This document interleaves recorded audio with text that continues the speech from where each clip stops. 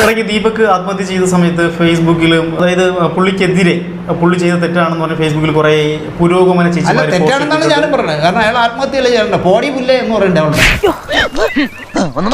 അത് കലക്കി. അപ്പൊ യുദ്ധം തുടങ്ങാൻ പോവാ. അതെ, യുദ്ധം തുടങ്ങാൻ പോവാ. ആത്മഹത്യയല്ല ചെയ്യണ്ട, പോടി പുല്ലേ എന്ന് പറയണ്ടേ അവളുടെ. നീ വേണ്ടൊന്ന് യൂട്യൂബിൽ കൊണ്ട് ഉണ്ടാക്കുക എന്ന് പറയണ്ടേ.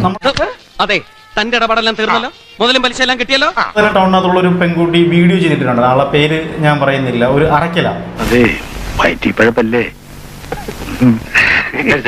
കേരളത്തിൽ കാണേണ്ട ഏറ്റവും വലിയ ലക്ഷ്മി ദേവിയാണ്. മനസ്സിലായില്ലേ? വാ തുറന്നാൽ അവൾ പഠിപ്പിക്കുന്ന പിള്ളേരെ കാര്യമൊക്കെയാണ് ഞാൻ ആലോചിക്കട്ടെ.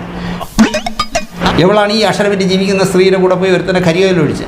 ഓ, ധിക്കാരം പഴയതുപോലെ തന്നെ, ഒരു കുറവില്ല. വിഷം വിറ്റ് ജീവിക്കുന്നത്. എന്ത് തേങ്ങയായാലും കുഴപ്പമില്ല. അവിടെ നിന്നുകൊണ്ട് അടുത്ത പ്രസ്ഥാനം പറഞ്ഞു. അടുത്ത് ഞങ്ങൾ പോകുന്നത് ശാന്തുള്ള ദിനേശിന്റെ വീട്ടിലേക്കാണ്. എൻ്റെ അവിടെ വന്നിരുന്ന് എഴഞ്ഞേ പോകുള്ളായിരുന്നു. അടിച്ചു കറണ കുറിച്ച് വിളിച്ചോളൂ. ഞാൻ ആ ഊച്ചാളിയാ, എനിക്ക് അങ്ങനെ മോഹമുണ്ട്, മനസ്സിലായോ?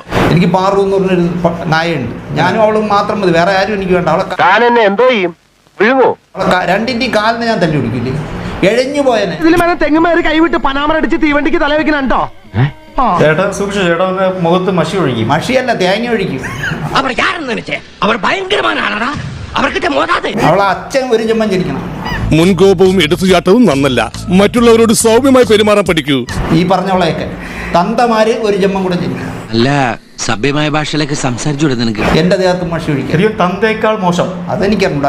തന്തേക്കാളും മോശം. തന്തയ്ക്ക് ഒരു കൈക്കുറ്റം പറ്റിയതാണ് ഇതുപോലുള്ള വിടക്കുകൾ ഉണ്ടാക്കിയത്.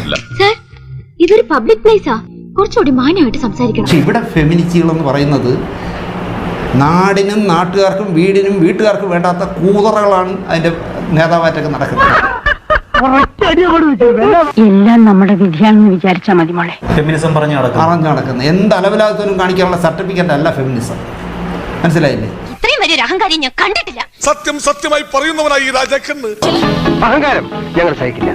ഇതെല്ലാവർക്കും ഒരു പാഠമായിരിക്കട്ടെ.